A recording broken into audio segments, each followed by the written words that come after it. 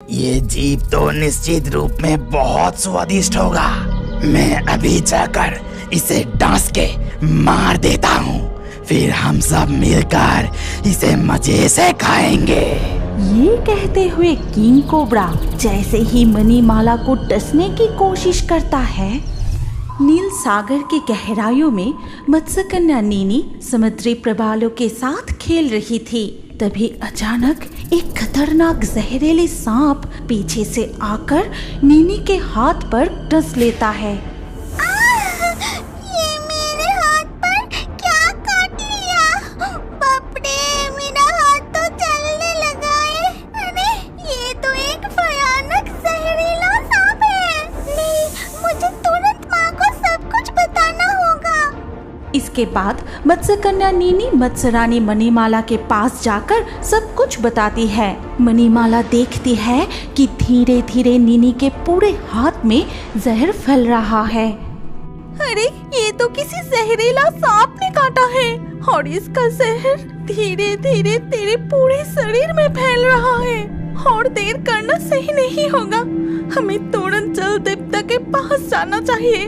वो जरूर इस जहर को निकालने का कोई न कोई उपाय बता देंगे।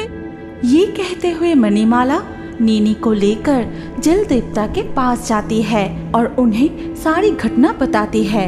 इसके बाद जल देवता सांप के डंक का निरीक्षण करते हुए कहते हैं, ये तो कोई साधारण जहर नहीं लगता। ये एक भयानक प्रजाति का जहरीला सांप ने काटा है जो हमारा जल राज्य का नहीं है। इस जहर का दवा हमारा जल राज्य में किसी के पास नहीं है। जल देवता, आप ये क्या कह रहे हैं? अब हम क्या करें? मुझे माफ कर दो मणिमाला, इस जहर को उतारने का कोई उपाय मेरे पास भी नहीं है। मैं केवल तुम्हें इतना बता सकता हूँ कि इस जहर को अगर जल्दी निकाला नहीं गया तो तुम नीनी को नहीं बचा पाओगी। ये सुनकर मणिमाला जलपरी बहुत रोने लगती है और वहाँ से चली जाती है। धीरे धीरे जहर नीनी के पूरे शरीर में फैलने लगता है। रास्ते में उनकी मुलाकात इलेक्ट्रिक रे मछली के साथ होती है। तब इलेक्ट्रिक रे, क्या हुआ मत्स्य रानी मणिमाला, तुम इस तरह रोते रोते कहाँ जा रही हो? देखो ना, इलेक्ट्रिक रे मछली, मेरी बेटी नीनी को एक जहरीला सांप ने काट लिया है। धीरे धीरे उसकी हालत बिगड़ती जा रही है। अच्छा, क्या तुम अपनी बिजली से उसके घाव को जलाकर उसे ठीक कर सकते हो? तब इलेक्ट्रिक रे मछली नीनी के हथेली पर जहरीली डंक की निशानी देखते हुए कहती है, हे भगवान, ये तो बहुत जहरीला सांप ने काटा है। इस सांप के डसने से जल राज्य के कई जीव मर चुके हैं। सिर्फ मैं ही नहीं जलपरी मणिमाला, इस जल राज्य में ऐसा कोई भी नहीं है जो इस जहर को उतर सकता है। अगर ये जहर ज्यादा देर तक नीनी के शरीर में रहेगा तो नीनी, तो अब क्या होगा? जल परी मणिमाला, तुम मेरे साथ जादूगरनी के पास चलो। वो नीनी के शरीर से ये जहर नहीं भी उतर सकती तो फिर भी तुम्हें इसका कोई न कोई उपाय बता देगी। फिर वो सभी मिलकर जादूगरनी के पास जाते हैं और उसे सारी घटना बताते हैं। इस जहर को उतारने का केवल एक ही उपाय है। अब मैं क्या करूं? अब मुझे बताइए, मैं अपनी बेटी को बचाने के लिए सब कुछ कर सकती हूँ। इस जहर को केवल एक इच्छाधारी नागिन ही उतर सकती है और वो नागिन स्थल भाग के एक दुर्गम गुफा में रहती है, लेकिन मुझे उसका ठिकाना नहीं पता। तो अब मैं उस इच्छाधारी नागिन तक कैसे पहुंच पाऊंगी? तुम चिंता मत करो मणिमाला, तुम जादुई मोती की मदद से मानव रूप धारण करके स्थल भाग पर जाओ। वहाँ तुम्हें कोई ना कोई रास्ता जरूर मिल जाएगी। जादूगरनी के कहे अनुसार मणिमाला नीनी को लेकर वहाँ से चली जाती है और जादुई मोती की मदद से मानव रूप धारण करके स्थल भूमि की ओर चल पड़ते हैं। कई कठिन रास्ते पार करने के बाद भी उन्हें कोई ठिकाना नहीं मिलता। अंत में थककर वो एक पेड़ के नीचे बैठ जाते हैं। माँ, मुझसे अब और सहन नहीं हो रही है। मुझे बहुत दर्द हो रहा है। माँ। ये कहते ही नीनी बेहोश हो जाती है। अरे मेरे बच्चे, क्या हुआ तुझे? आंखें खोल बेटी, कोई है? आसपास कोई है? मेरी मदद करो, नहीं तो मैं अपनी बेटी को नहीं बचा पाऊंगी। तभी उसी रास्ते से टूनी चिड़िया उड़ते हुए जा रही थी और मणिमाला के पास आके टूनी कहती है, मत्स्यरानी मणिमाला, तुम्हें क्या हुआ है? तुम यहाँ बैठकर ऐसे क्यों रो रही हो? और नीनी, उसे क्या हुई और उसकी शरीर नीले क्यों पड़ गई? तब मणिमाला टूनी चिड़िया को सारी बातें बताती है। फिर टूनी चिड़िया, तुम जल्दी से मेरे साथ प्रकृति देवी के पास चलो, वो जरूर तुम्हें इच्छाधारी नागिन की पता बता देगी। फिर मणिमाला नीनी को उठाकर टूनी चिड़िया के साथ प्रकृति देवी के पास जाती है। सब कुछ सुनने के बाद प्रकृति देवी कहती है, लेकिन मणिमाला, वो इच्छाधारी नागिन एक दुर्गम गुफा में रहती है और उस गुफा तक पहुंचना इतना आसान नहीं है। एक विशाल जंगल पार करने के बाद एक तेज नदी को पार करके ही तुम वहां पहुंच पाओगी। आज तक कोई भी उस गुफा के सामने तक नहीं पहुंच पाया है। प्रकृति देवी, मुझे उस गुफा तक पहुंचना ही होगा। मेरी बेटी की जिंदगी की कीमत उससे कई गुना ज्यादा है। ठीक है मणिमाला, तो तुम उत्तर दिशा की ओर जाओ। फिर कुछ दूर तक चलने के बाद एक नदी मिलेगी और उस नदी को पार करते ही तुम इच्छाधारी नागिन की गुफा तक पहुंच जाओगी और मेरे आशीर्वाद हमेशा तुम्हारे साथ है। फिर प्रकृति देवी के कहे अनुसार मणिमाला चल पड़ती है। यात्रा के दौरान उसे कई खतरों का सामना करना पड़ता है, लेकिन प्रकृति देवी के आशीर्वाद से वो सभी मुश्किलों को पार करते हुए आखिरकार नदी तक पहुंच जाती है। इसके बाद अपने जादुई मोती की मदद से फिर से जलपरी का रूप धारण कर नदी पार करने लगती है। फिर नदी पार करके पानी से सिर उठाते ही वो एक गुफा के सामने पहुंचती है। वो देखो, सामने एक गुफा दिख रहा है। जरूर वो इच्छाधारी नागिन की ही गुफा होगी। फिर से मणिमाला मानव रूप धारण करके नीनी को लेकर गुफा के सामने जाती है और कहती है, नागिनी, नागिनी, कृपया बाहर आइए, मुझे आपकी बहुत जरूरत है। मणिमाला की आवाज सुनकर इच्छाधारी नागिन अपने कुछ चेले के साथ बाहर आती है। कौन है तू? तुझ में इतनी हिम्मत कि तू मेरी गुफा के सामने आ गई। आज से पहले कोई भी मेरी गुफा तक आ नहीं पाए। मुझे आपकी बहुत जरूरत है। मेरी बेटी के शरीर से सारा जहर निकलकर उसे ठीक कर दीजिए।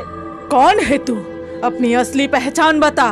कोई आम इंसान तो इस नदी को पार करके मेरी गुफा तक नहीं आ सकता। तुरंत अपने असली रूप में आ जा। नागिन की बात सुनकर मणिमाला अपना असली जलपरी का रूप धारण करती है और नीनी को भी मत्स्य कन्या के रूप में ले आती है। मणिमाला और नीनी के मत्स्य मानव रूप को देखकर नागिन का एक चेला कहता है, अरे मछली के पूंछ के साथ मानव शरीर, ये जीव तो निश्चित रूप में बहुत स्वादिष्ट होगा। मैं अभी जाकर इसे डांस के मार देता हूँ, फिर हम सब मिलकर इसे मजे से खाएंगे। ये कहते हुए किंग कोबरा जैसे ही मणिमाला को डसने की कोशिश करता है। किंग कोबरा, मेरी अनुमति के बिना तेरी हिम्मत कैसे हुई उसे डसने की? तुरंत यहाँ से निकल जा। किंग कोबरा वहीं रुक जाता है। तब नागिन मणिमाला से कहती है, समझ गई, तू नील सागर की गहराइयों से आई है। यहाँ स्थल भूमि पर मेरी दुर्लभ नागमणि छिपाते छिपाते मैं थक चुकी हूँ। इसीलिए मैंने एक सुरक्षित विशाल राज्य बनाने के लिए नील सागर के जल राज्य में कुछ जहरीले सांप सैनिकों को भेजा था। उन्हीं में से किसी ने गलती से तेरी बेटी को डस लिया होगा। मैं तेरी बेटी का जीवन वापस दे सकती हूँ, लेकिन एक शर्त पर। क्या शर्त है नागिनी? आप बताइए, मैं आपकी हर शर्त मानने के लिए तैयार हूँ। मेरे सैनिक नील सागर के जल राज्य में राज्य बनाने में सफल नहीं हो पा रहे हैं। स्थल भाग के जीव होकर जल राज्य में उनकी शक्ति कम हो जाती है।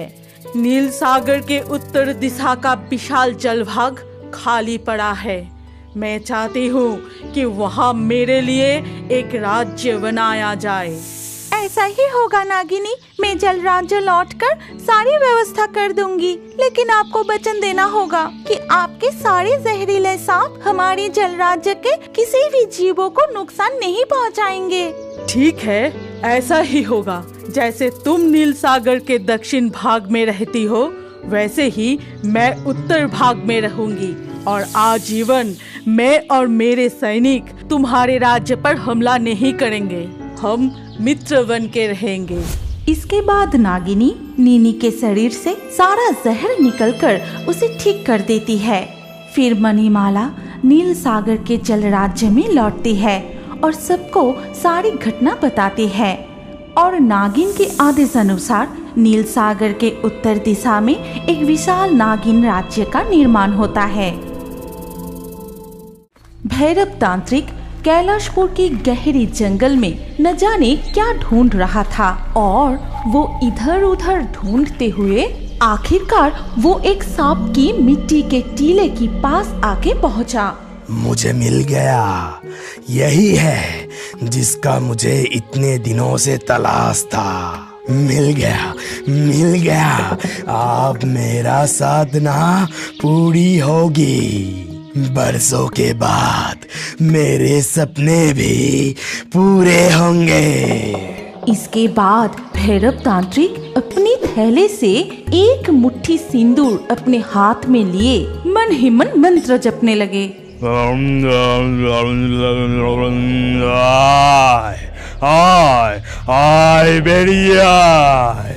और मंत्र जपने के बाद ही हाथ की वो सिंदूर उस टीले के ऊपर फैला देता है।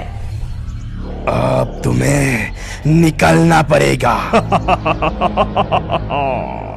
तभी उस टीले के अंदर से छटपटाते हुए निकल आती है काली गोखरो सांप। बदमाश तांत्रिक, ऐसा तूने क्यों किया? मुझसे तू क्या चाहता है? मैं चाहता हूँ तेरी कटा हुआ शरीर। इस तरह वो तांत्रिक काली गोखरो सांप को कुल्हाड़ी से काटकर मार डाला। इसके बाद वो तांत्रिक कटे हुए सांप को हाथ में लिए वहां से चला जाता है। उसी रात वो एक पुराने मंदिर के सामने यज्ञ करने लगा।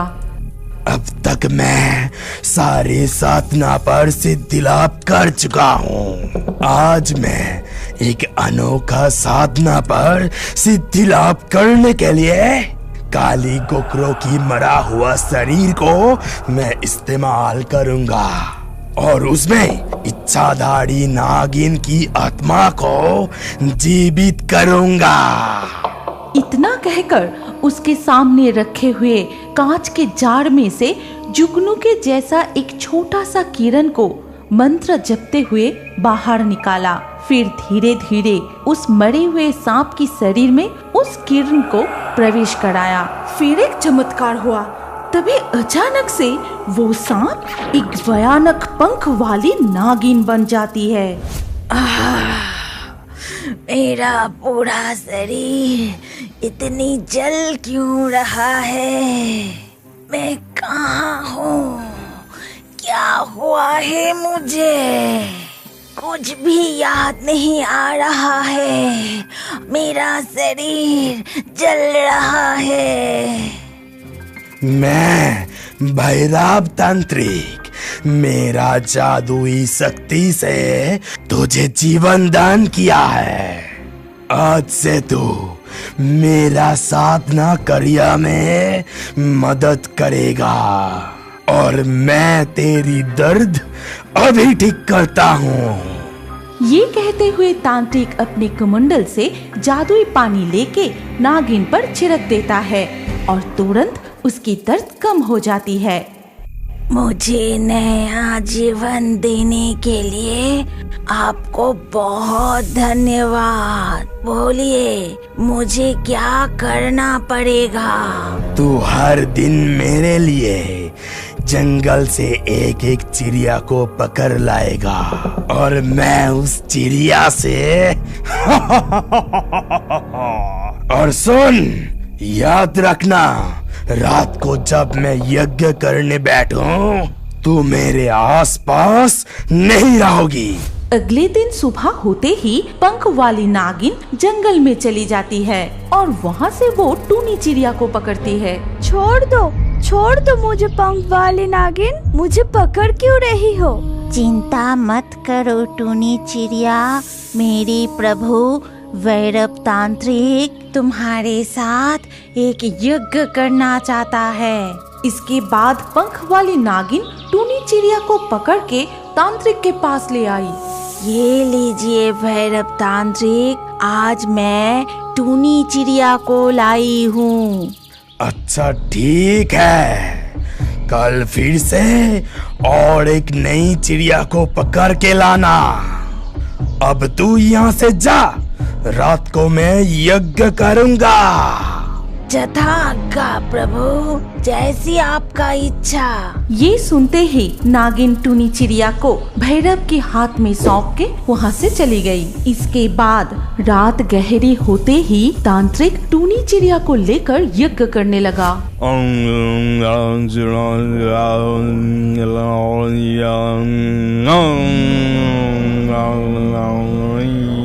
फिर मंत्र जपना खत्म होते ही एक चाकू लेकर टूनी चिड़िया की गला काट देता है।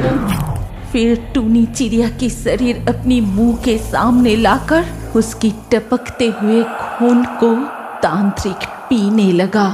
इसी तरह अगले अमावस्या तिथि तक हर रोज एक एक करके चिड़िया की खून पीने से मेरे ये साधना पूरी होगी। उसके बाद मुझे उड़ने की क्षमता मिलेगी।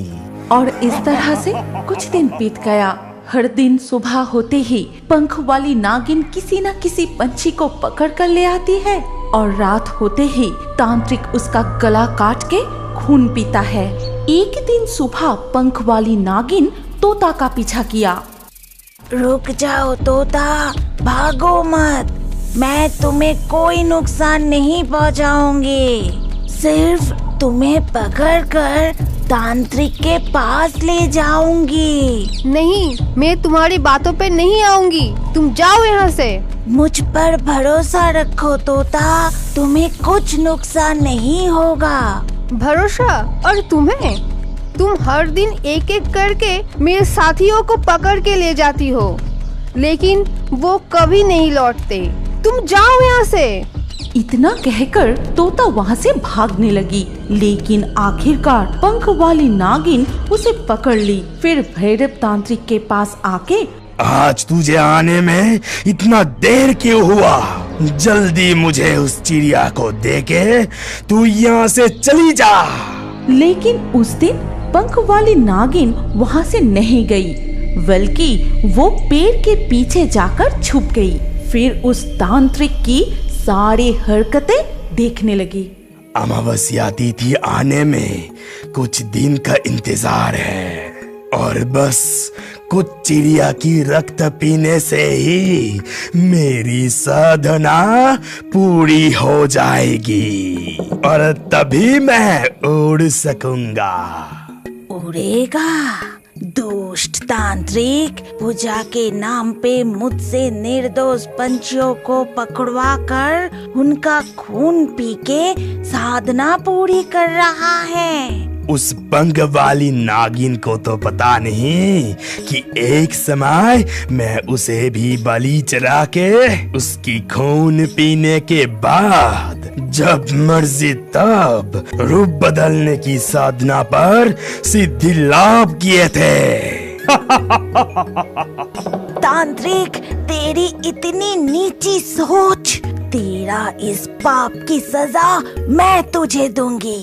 ये कहते हुए पंख वाली नागिन धीरे धीरे करके पीछे से आई और तांत्रिक को डस लिया। तभी उस पंख वाली नागिन की जहर से तांत्रिक छटपटाते हुए आखिरकार मर गया। तांत्रिक की मौत होते ही उस पंख वाली नागिन की रूप बदल जाती है। वो फिर से काली गोखरों की रूप में आ जाती है।